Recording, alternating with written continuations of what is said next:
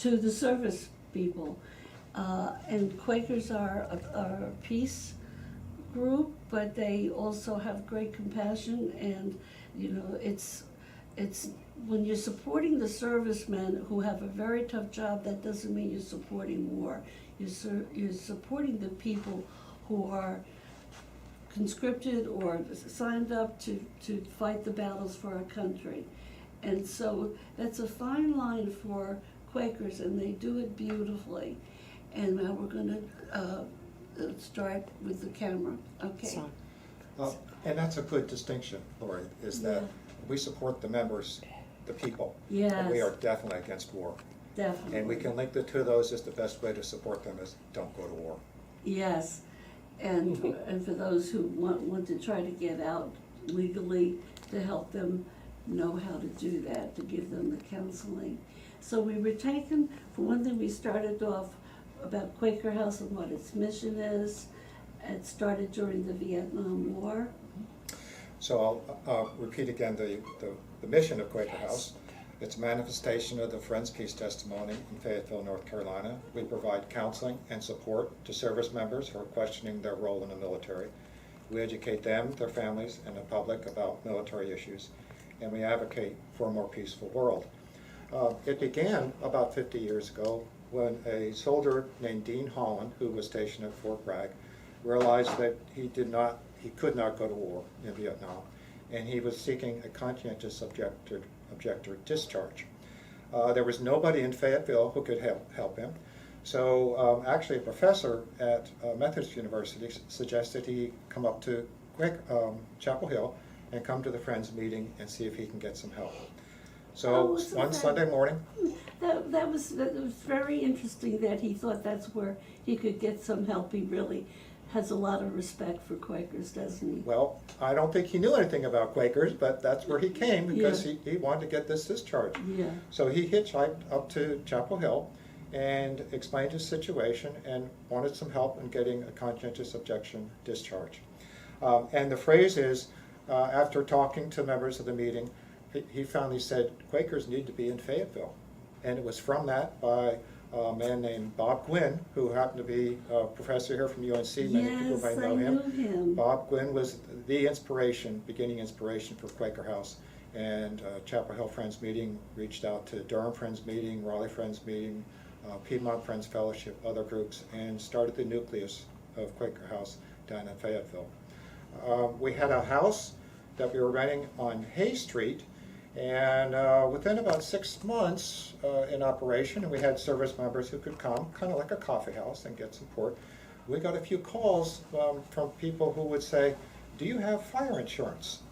And shortly after that, the house was firebombed. Fortunately, nobody was injured. There were people in the house, but we did get out.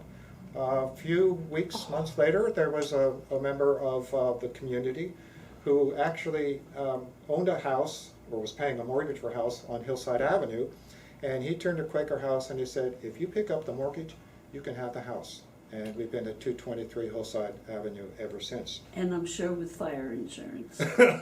Yeah, I'm sure. Yes, definitely. Wow, that's terrible. Yeah. Yeah. Now, kind of diverging a little bit, I'll say over the years that initially Quaker House was not particularly popular with the military command, but we have shown that we really kind of do support our members in the military, and we provided counseling and have a much friendlier relationship now with Fort Bragg, and they actually refer people to us. So that's good. Yeah. Yeah. And I'm sure that took some work to took some develop work and some nurturing. that positive relationship. Well, good for you guys. So some of the programs we have. Yes. We, among some other groups across the country, have a GI rights hotline, and you've had Steve Wilford and Lenore Yarger here talk several times about that, and they're absolutely wonderful counselors. They've been doing this for almost 20 years. I knew it was a long time. Very long time. They answer about 300 calls per month from all over the country and world, and that's about a third of the total network calls. The network is all across the country. What does that mean? What do you mean, the network of groups? So there are other members. Center for Conscience and War, which is located in Washington, D.C., is a member of the hotline. There are other groups in California.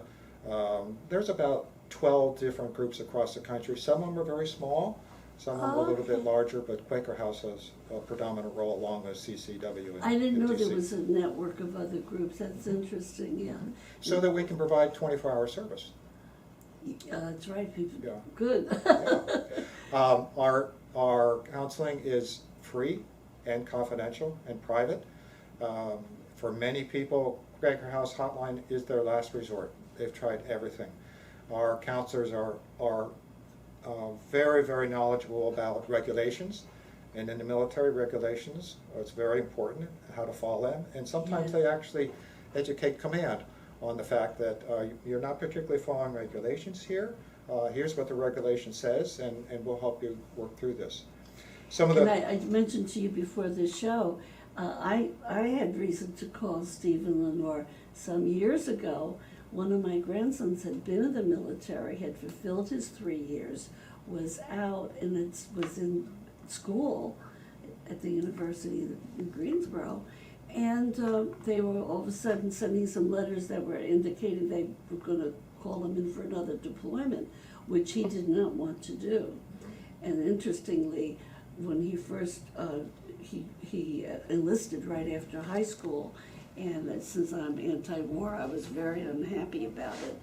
And this was with the war in Afghanistan, when it first started. And he went, but he just felt that he wanted to do it for his country, and he was young and didn't have any ties.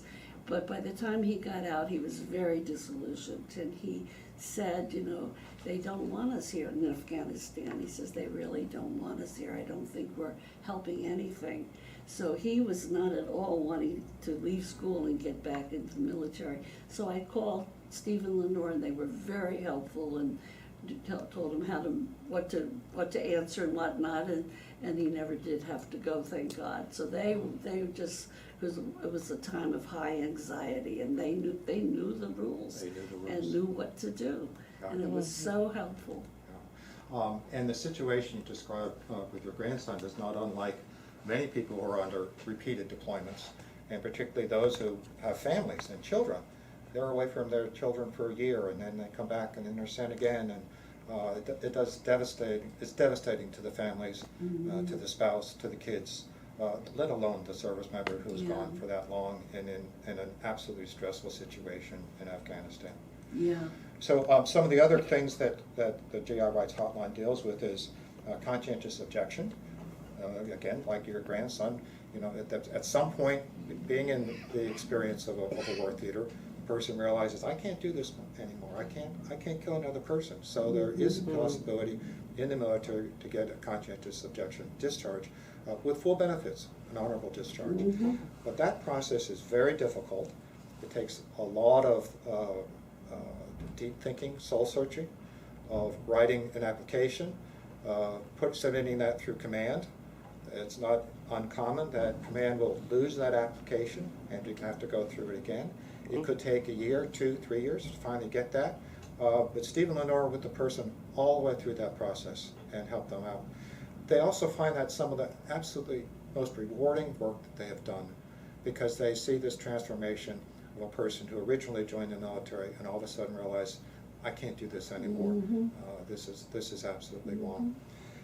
They also deal with people who've gone AWOL, absent without leave. Again, somebody who says, I can't go back, and they flee the country or they go underground, and Stephen Lenore will help them surface and explain to them what rights they have and what procedures they can go through. Some of these people are so young, and like my grandson, just out of high school, was sort of floundering what to do with my life. This was a way he felt to do some growing up, help his country. And they don't understand, or they're too young to know the full ramifications of giving over your whole body and life to this military service. And his understanding, I signed up for 3 years, that's what and I gave him my 3 years, that's it, But the military doesn't always look at it that way. Stop loss orders, for example, Yeah. started George W. Bush.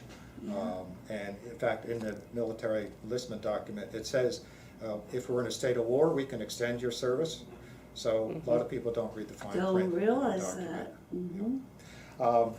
I can talk about some of the other issues that the hotline deals with are young men and women who have some kind of medical or psychological problem, and again, that's causing them some difficulty, and command again wants to deploy them, and maybe they will go to a medical person within the military and not get proper documentation. So we have independent psychologists and psychiatrists who do evaluations and help them with that. Oh, that's so smart, yeah. The other thing that's come up more recently is what we call involuntary discharge. So many people know what PTSD is, post-traumatic stress disorder, and many of our service members suffer from PTSD, and many of them are on medication, and some of them self-medicate, alcohol, drugs, but some of them get prescribed medications. That is a very challenging disorder. And sometimes that person in the service may misreport the next morning. And command decides, I don't want this person anymore. And they'll discharge them with less than honorable discharge, with less than honorable classification, which means they don't get their benefits, which means they don't get their medication, which means they don't deal with their PTSD, and it's a revolving circle. Oh, that's... So in some cases, believe it or not, our hotline counselors are helping to keep people in the military so they can get an honorable discharge and the benefits they deserve. When you think about it, here's a young man or woman who devoted their lives and suffered as a result of war, and our U.S. government is not supporting them with the outcome of that. And that's a lot of the work that Steve and Lenore do. And that is so immoral, because and not only even talking about the medical and psychological aspects, but even to try to get a job, if you have a less than honorable discharge, it's going to be hard to get a job back. So it really can ruin somebody's life in so many ways. And their families. And their families. We often forget the fact that it's not just the service member. Yeah. It's the spouse, it's the children, it's the parents, it's the whole community. The whole community suffers. Yeah. So the ramifications of what we're doing to the young men and women and deploying them and sending them to war has so much ramifications. And it's been going on for so long. We've been in the longest war, 18 years now? We've become, somebody referred to it as, we are a war illiterate nation. We don't understand. The Wall Street movement, the 1%, we often apply that to the 1% who are in the military, and the 99% of us who are civilians and don't understand that. And there's a tremendous divide between the two. And if the rest of the 99% could understand what we're doing to these people, then maybe we'll be more resistant to go to war. And the way people assuage their conscience is everybody gives all this lip service, oh, our servicemen. But how many of these politicians, how many of these people in high positions are sending their sons? There's a few. There are a few. There's a few, but very few. And so many of them that are serving now were not in any war, and they're certainly not sending their sons or their daughters. And you're right, it's a whole different thing to know what it's really like and what it does to people. And I'm glad you mentioned daughters, because that's a segue into another aspect of what Quaker House does. A few years ago, as a result of an anonymous donation, we started a domestic violence in the military counseling program, because sexual harassment and sexual abuse in the military is large. And for many of, and I'll say particularly women, but it also includes men, they have no place to go within the military. The harassment may come from a commander. If they get counseling on base, often that is written up in a computer and is seen perhaps by that same commander, and it's pretty rampant. One of our main speaker at the celebration that we had on Saturday, Monisha Rios, is a prime example of somebody who experienced that. She said every place that she was stationed, there was some kind of sexual harassment. She had difficulty going to the VA because people didn't understand her, didn't respect her, and there was even sexual harassment in the VA, Veterans Administration. she was at wit's end, and she came to a conference that we did on moral injury, and the Quaker House did, and she realized that we had a program that could help on that. So she got some counseling, and at Saturday at the event, she stood up and she said, "I would not be here today if it wasn't for this counseling. Quaker House literally saved my life." That's another example of a program. Not only is it free, confidential, but it's free. So again, for many women and some men, if they leave a spouse who has benefits for counseling, then all of a sudden they're left without benefits and the ability to pay.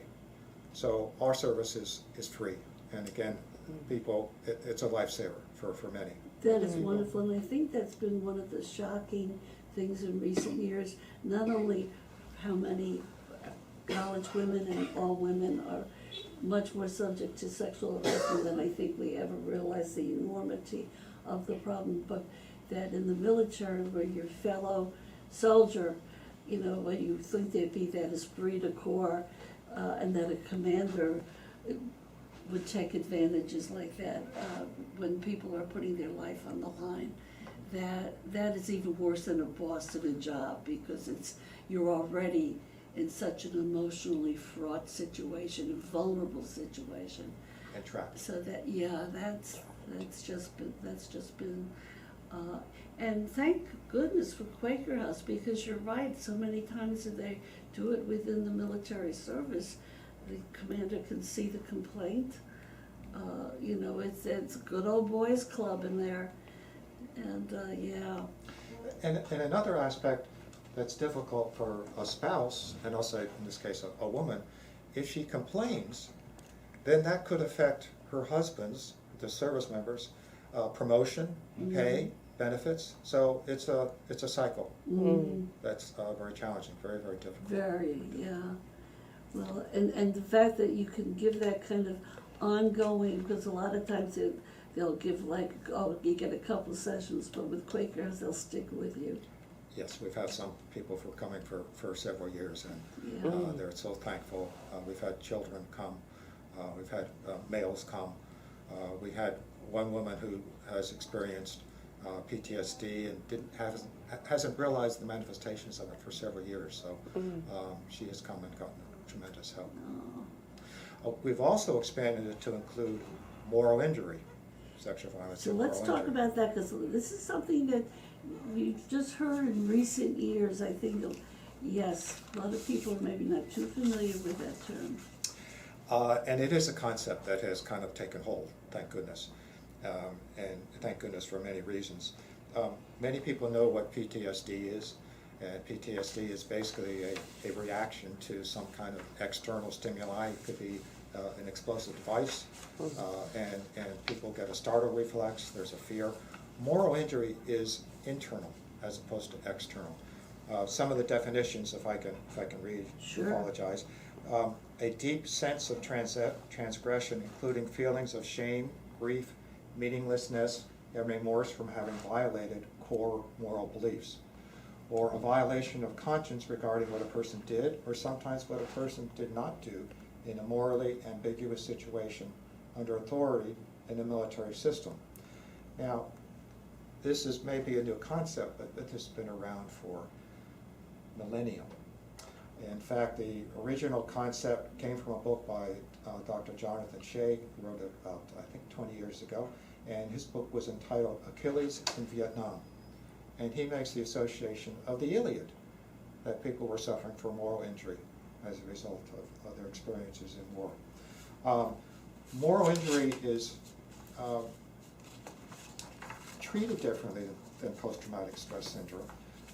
For many, those who suffer from that, they'll say, this is a quote I've heard often, "You can forgive me, God can forgive me, but I can never forgive myself." Yeah.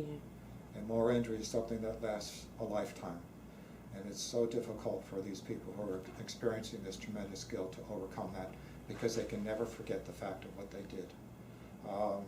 Quaker House has put together actually a little manual of trying to help on interventions with moral injury. And this is an area that we need to spend a lot more time. psychologists and psychiatrists to help those who have moral injury, because it's different than PTSD. Before we go to anything else, we're gonna take a little station break, we can catch our breath. That sounds You can good. catch your breath, Uh-huh. and we'll just make some announcements.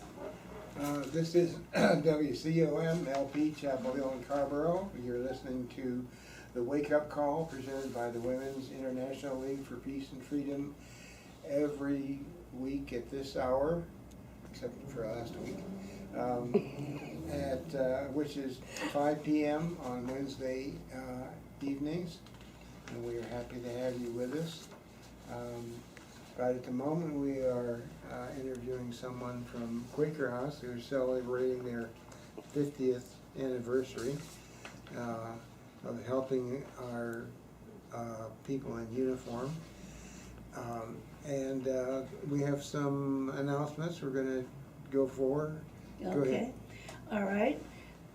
This Sunday, September 29th, at the Varsity Theater in downtown Chapel Hill at 4 p.m., there's going to be a documentary on Lorraine Hansberry, who is the one who wrote the play A Raisin in the Sun, which was on the stage, in the movies. It influenced a generation of African Americans and changed the American theater forever as the first by a black woman to be produced on Broadway. The documentary is called Sighted Eyes, Feeling Heart. And it's at 4 o'clock at the Varsity.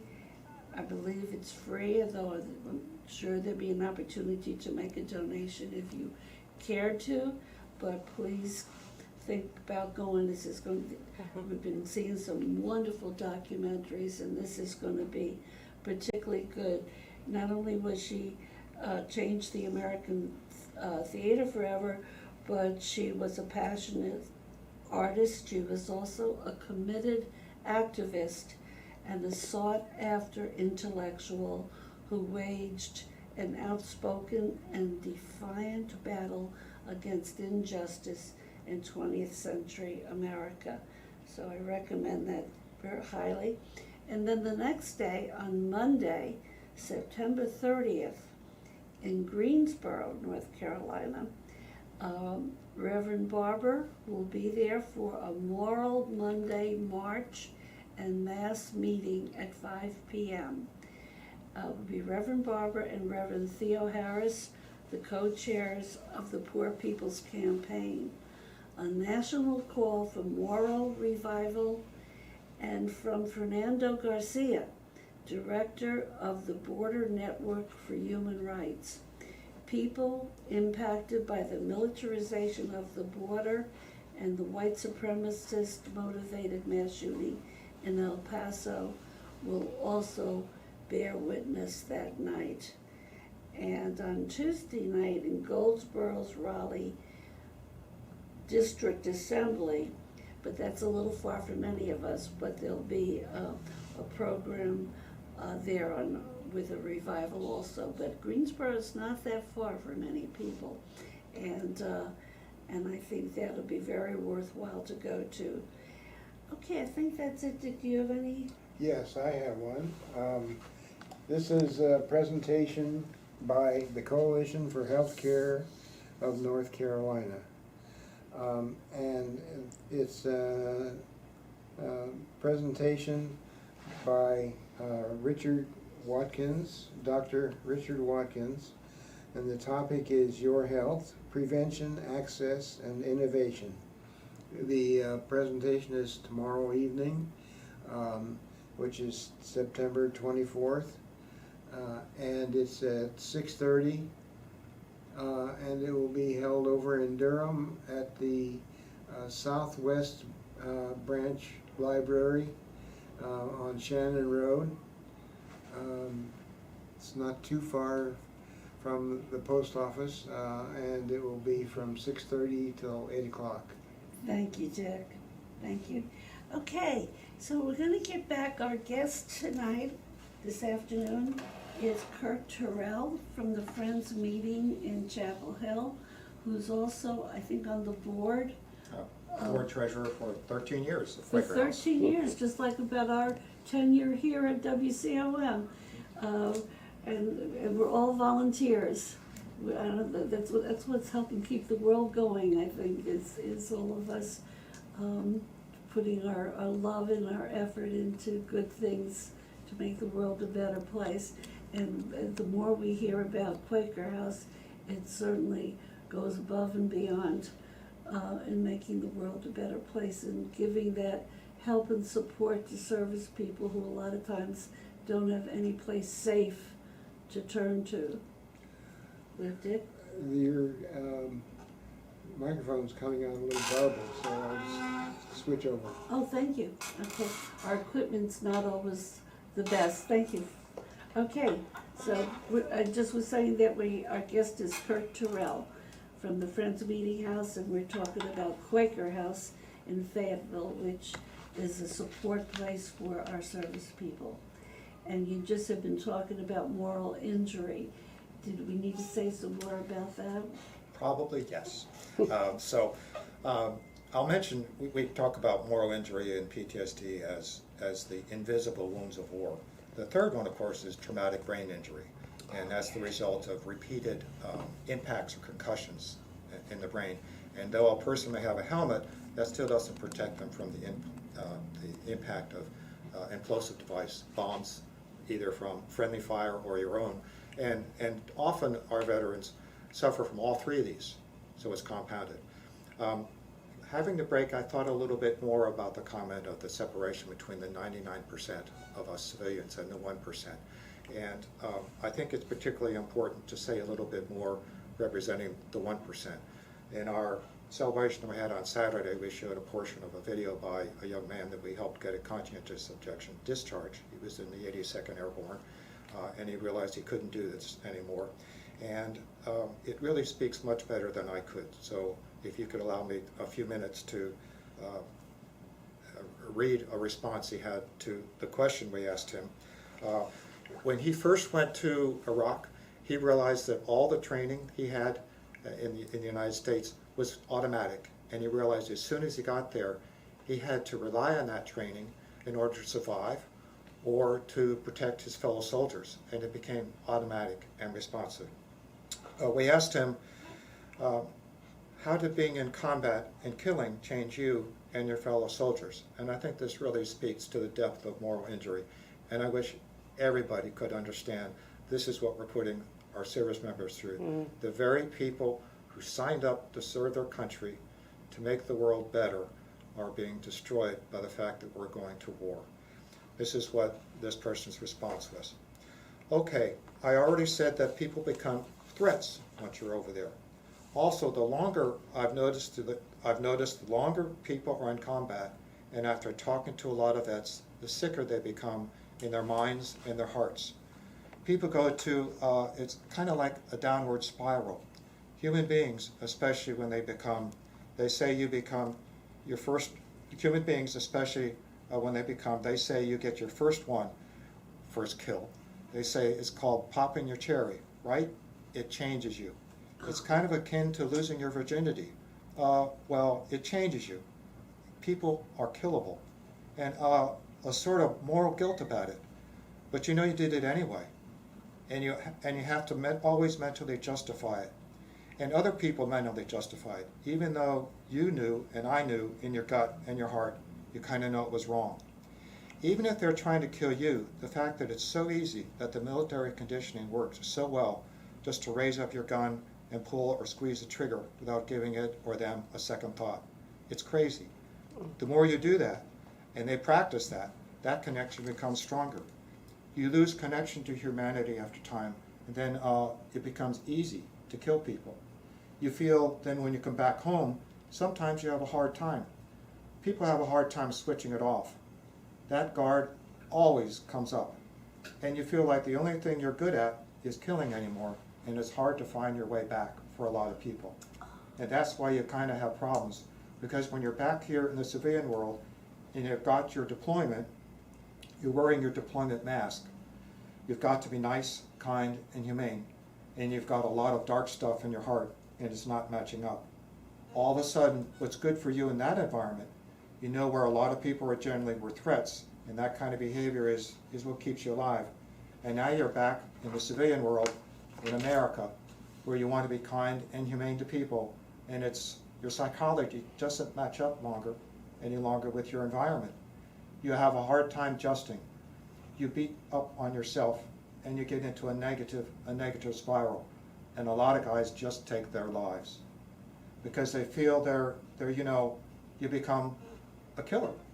Some guys accept it, and then there are those guys, the scary ones, who just kill you or without a second thought, and they have effectively detached themselves from their humanity.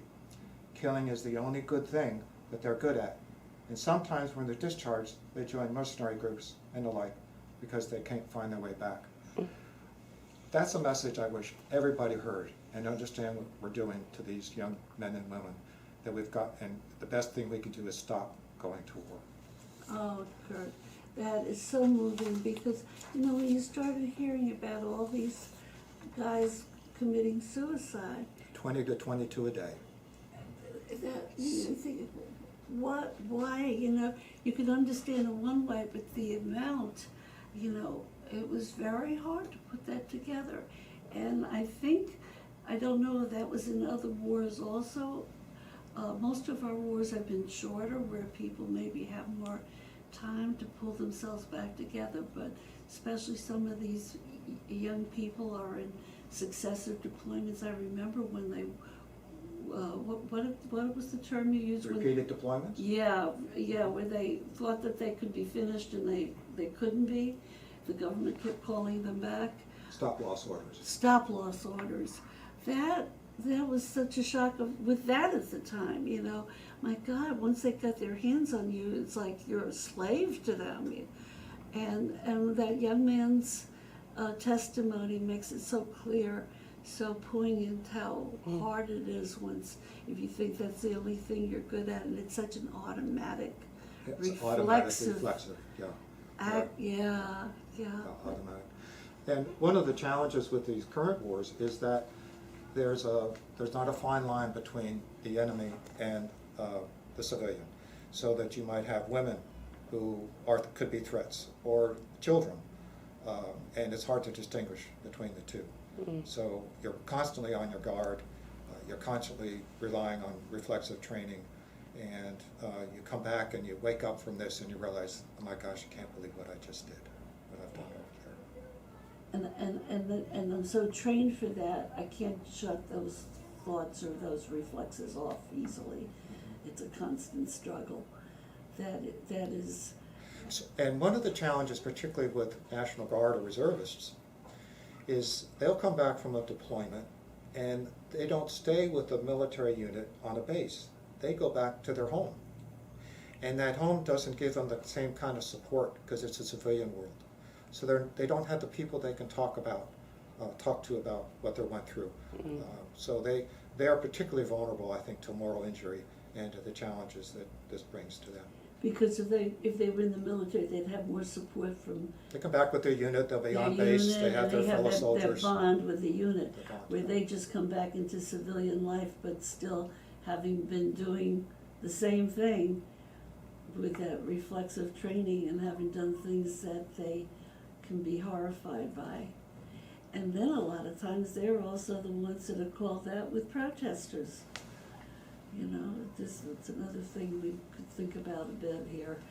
I'm thinking about Ohio State when it was the anti-war protest and they came across that hill shooting live ammunition at protesters. Kent State. Kent in State. Ohio. Kent State in Ohio. Thank you, Dick. I was close. Kent State in Ohio. Oh my gosh. So have we have still a little more time. Is there some other, I should talk about some of the other things that Quaker Yes, House has done. because there's a whole list here. There's a It's whole- just there's a amazing whole list. It's just amazing to me how the scope of the mission has broadened so, which is wonderful. I mean, it's just like how flexible the board and the leadership at Quaker House has been, meeting these expanding demands and needs. So yeah, what is something else? Another area is torture accountability Oh. that we discovered about 10, a little bit more than 10 years ago, that many of the origins of the rendition flights, the extraordinary rendition would be taking a suspected terrorist and taking them to a Drugging foreign them. country and subjecting them to torture, that those were based in Smithfield Airport with a group called Aero Contractors, a CIA-run unit, and we have tried to do the best we can with the commissioners there to recognize what's going on in their backyard. We help establish QUIT, the Quaker Initiative Against Torture, and help support develop the North Carolina Commission of Inquiry into Torture, and they've had some hearings and tried to expose this and again bring it to public. The redacted version of the report that the Senator Burr's office gave out gave some information that we weren't aware about, but there's still a whole lot more. And what our concern now is that if people are not accountable for this, it's going to happen again. And it's a horrible experience. We've taken people's civil liberties away. We've not tried them. Many of them are innocent. We subject them to absolutely horrible treatment. And it's not just physical, but it's psychological, and damage them again for the rest of their lives. And what would be remiss if I did not mention our dear Wilf sister Peggy Mish, who this was, she was involved in many issues, but this was the one that she stuck with so faithfully as other things would come along and our attention would shift. She never let up on that issue, and because of Peggy, I did have the wonderful experience of going to that inquiry when they had it in Raleigh, and where they had people coming from all over the country testifying, and she's now in Massachusetts, so I just have to mention Peggy Mish, who's a local heroine who just, and many of us went to Smithfield more than once to protest there, and just to keep that pressure up. And the powers that be in Raleigh just don't want to touch it. They just don't want to touch it, but I think at some point you have to hope that they're going to have to respond. It's a long battle. It's a long battle. And people like Peggy don't give up. They don't give up. And we They- got to keep going. We got to keep pressing. And that's it. You're in that long arc of justice. It is a very long arc sometimes, and you just know it's a lifetime commitment to be working on things like that. Yeah. Well, abolition, women's votes. Yeah. It took generations. We have to just keep working and working and working. You have to just make that commitment, and you just know you're in for the long haul. Miracles don't happen overnight. Some of them take hundreds of years. They yes. Hopefully some of them decades. With the women's the struggle for the right to vote was probably about 100 years, at least. Yeah. So yes, that's, and I didn't realize that the Quakers were real involved with that. That's really good to know.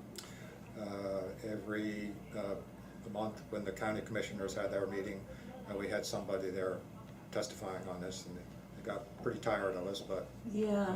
Chuck Fager particularly was very active in this. Good for him. And then there's also, I think, did we talk about domestic violence? Talked about domestic violence. We've also done alternatives to violence training programs. We have done a truth in recruiting program. Yes, tell about that, because a lot of people don't Well, realize that. many people don't realize when they sign up for the military what this enlistment document is. And often recruiters, which is a very, very difficult job for a service member to be a recruiter because the pressures are so great and they have to fill To quotas. come in with the numbers, yeah. And they'll often make promises to the young recruits, and yet at the very bottom of the enlistment contract, not a contract document, because it really is not a contract, it says, the agreements in this section and attached annexes are all the promises made to me by the government. And then in bold and caps, anything else anyone has promised me is not valid, it will not be honored. So I worked with a young man, let's say his name was Cliff, when I got first involved with Quaker House, and he was somebody who couldn't get a job out of high school, got recruited. Recruiter told him, you'll never be sent overseas, you'll never have to fire a weapon. And after about a year, he understood that he was going to get deployed, and on the base he heard about people coming back and being in convoys and shooting shepherds in Iraq, and he realized he couldn't do this, and he came home for Christmas, and his adopted parents said to him, "This is not you." So he went AWL to Canada and started a life there, and then eventually Canada was ready to send him back to the United States, so he turned himself in. He got sentenced to a year at Camp Lejeune in the brig there, and I started visiting him very regularly. First time was 2 weeks after he was there, and I remember him sitting there looking at me just so petrified. And he said, "Here I am with rapists and murderers, and I just didn't want to kill anybody." So Quaker House was very supportive to him, sending him a lot of letters and books. He got more letters and roll call than anybody else, and gave him a lot of support. And he has started a new life and doing quite well. So as you mentioned it, we deal with whatever comes at us, whatever we need to witness for peace. And I think you mentioned another thing in that document in the fine print about we have the right to call you back or something, that you may have signed up for a certain amount of years. That in case of a war. war, your enlistment time may be extended. Yes. It also says laws and regulations that govern military personnel may change without notice to me. Such changes may affect my status, pay, allowances, benefits, and responsibilities as a member of the armed forces, regardless of the provisions of this re-enlistment document. So even though they signed this, it could change. So there's no guarantee of any of it. And so truth in recruiting, that's a big one. And I think I see down here, Alternatives to Violence Project Training. What is that about?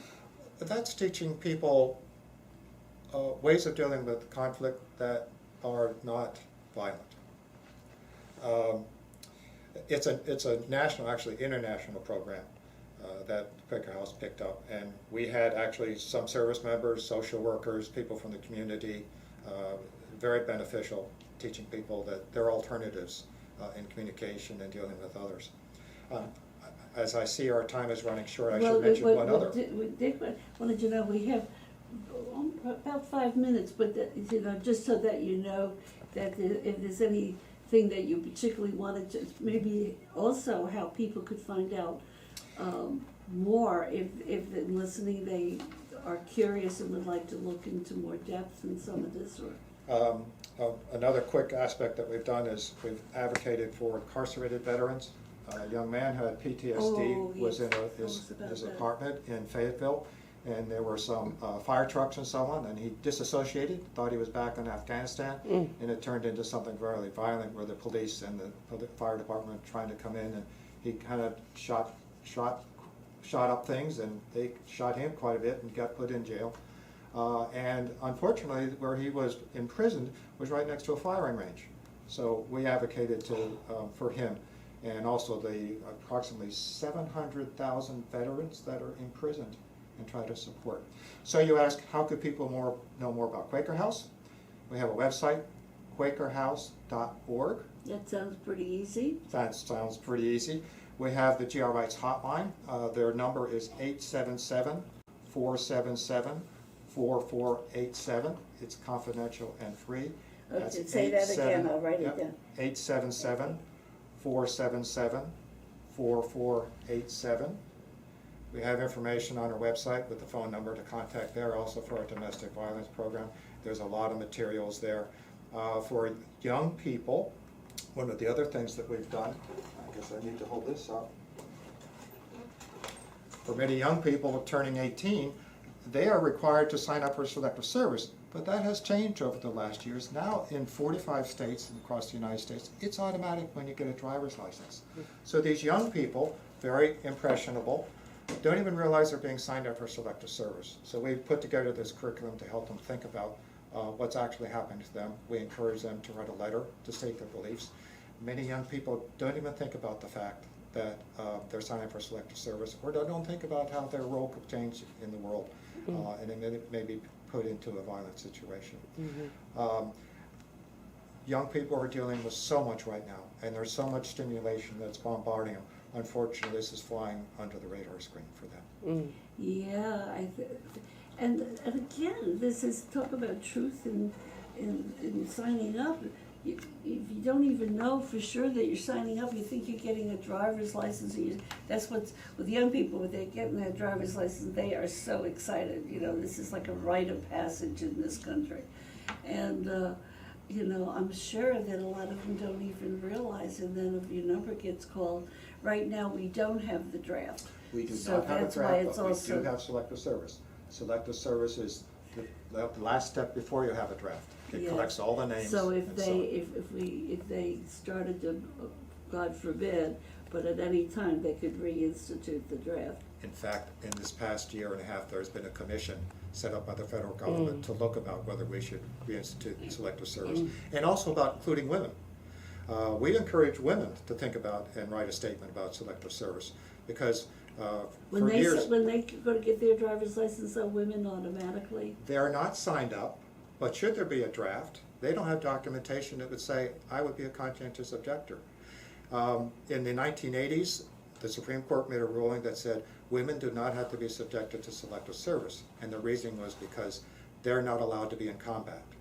Well, you know what's happened in the That's last year. changed. Women are now allowed in combat. So Yeah. women are actually more exposed to this than men are. Than they realize. To think about. Well, Curt Turell, I want to thank you so much. Thank We you. learned And a Will. lot. I knew some of it, but I didn't know all of it. I learned a lot.